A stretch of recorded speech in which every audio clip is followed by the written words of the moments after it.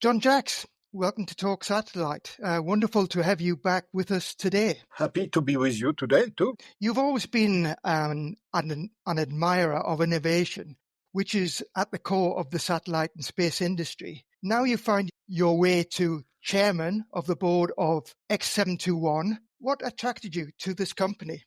I must say that first, the guy who was founded, Pierre-Eric Lys. I think that I did not know him. He contacted me, and I was interested by the person first, because this is the way myself I am just deciding to work with new enterprise which are taking contact with me.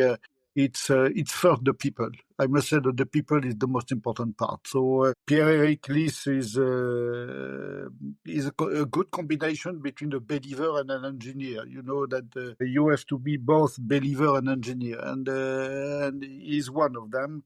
And he wants to stay in control, and that it's good. He's not first looking for somebody else. He's doing by himself, and then he's looking for some support, and he was asking me for some support, and I was convinced by his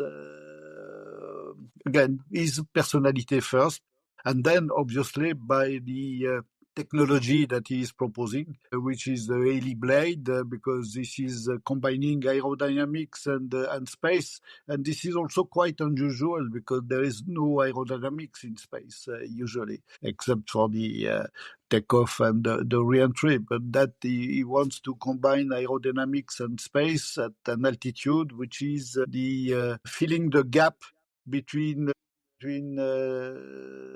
air and space, and that this is the third good reason is that there is more and more attention today to use the gap between air and space, and this project X70, which is located between air and space, and that is certainly also something important. So there is the three reasons why I have accepted to be the chair of X721. We saw X721 at Paris Air Show earlier this year. Can you bring us up to speed on the technology on offer and what this will bring to the market? I think that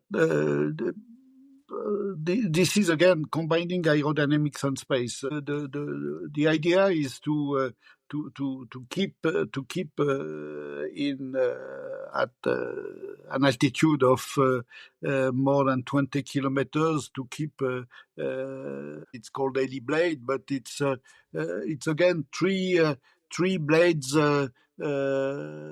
turning around a central point, and which can stay for a long time at such an altitude, and that is certainly something interesting because it can give to anyone willing to use that altitude, let's call it an aircraft, able to get observation systems, communication system, navigation system, everything, but at an intermediate altitude between again air and space. And let's say you can see today the enormous attention to that part of that place.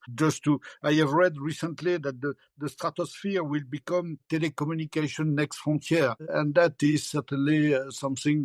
It's good. It's important for telecommunications, but it's also important for observation, for navigation, for a lot of things. This, I would say, very low Earth orbit is more and more interesting. So that idea of Monsieur Lys is something which will bring something new, and I am sure that there will be an important market behind that. Part of the market is certainly the use of that place by defense people who wants to know, wants to communicate, who wants to collect data, and that is certainly an interesting place.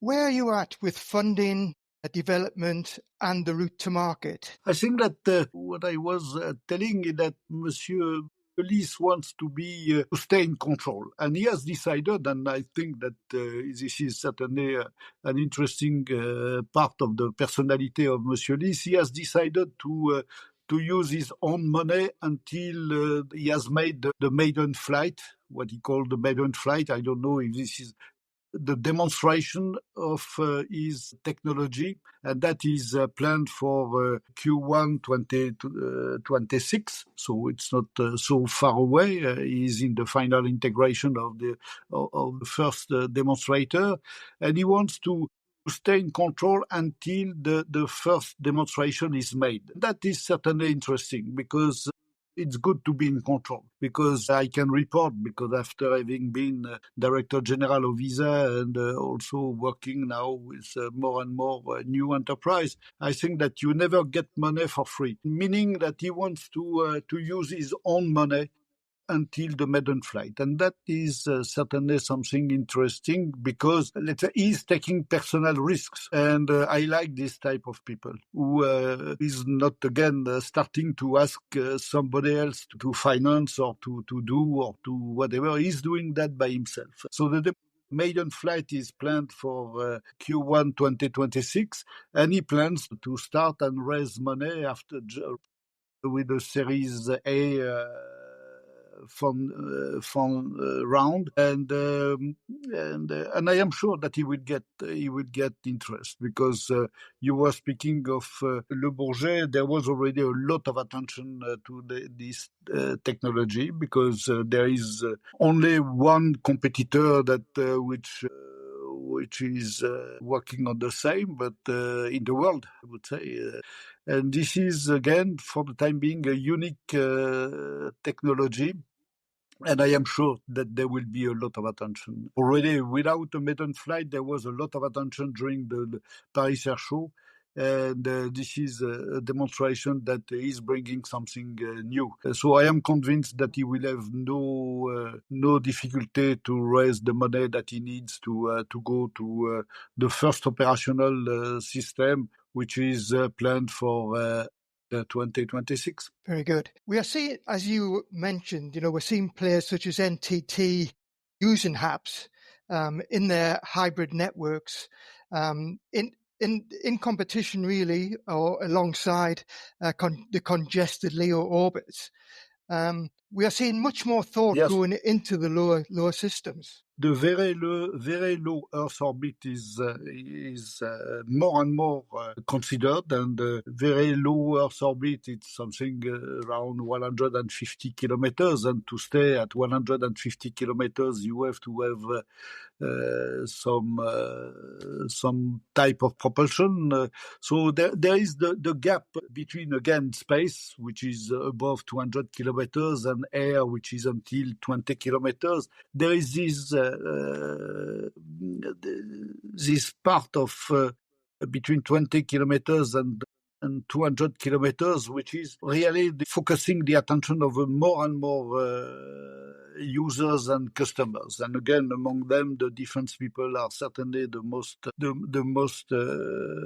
interested ones to use that part of the continuum between again, air and space. Yes, there is the apps, there is the very low Earth orbit, there is a lot of projects, but there is only one Heliblade, and that this is something which I wish to underline, because this is a very interesting technology. Combining aerodynamics, which is something which is connected to the air, and space, which is above the air. So there is several projects like that, and I don't want to mention other projects because I have just read these projects, but there is a lot of projects trying to take what they can get from being still at the frontier of the air and at the frontier of space, and I see more and more projects. Yeah, it's always good to see competition in there, and we're all looking forward to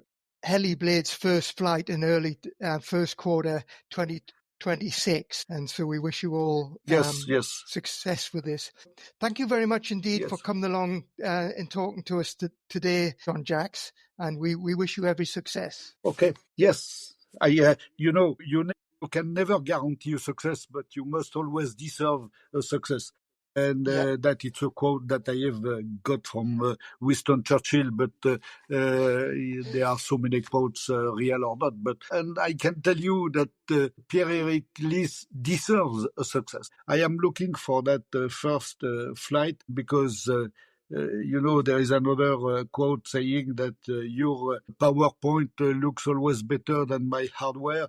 And I think that Monsieur Lys is not developing PowerPoint, but is developing hardware. Yeah, very good. Okay, thank you very much. Jean Jacques,